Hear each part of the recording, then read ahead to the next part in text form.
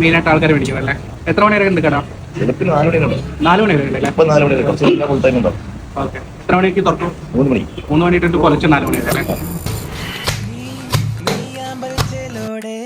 വിരിഞ്ഞേ നിന്നില്ലേ അതിൽ തേനായി ഞാനില്ലേ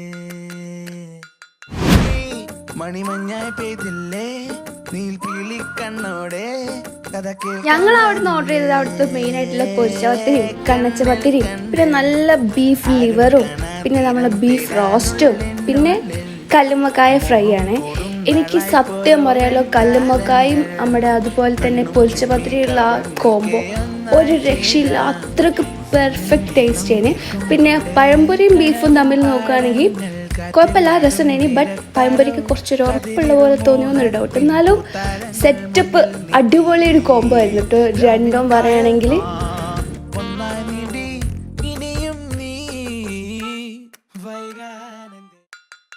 പിന്നെ സത്യം പറയുകയാണെങ്കിൽ നമ്മൾ നല്ല ഭക്ഷണം കൊടുത്താൽ ഏത് സമയത്തും എവിടുന്നും ആൾക്കാർ വരുന്നുള്ളതിന് ഏറ്റവും വലിയൊരു എക്സാമ്പിളാണ് ഈ വെറൈറ്റി ഫുഡ്.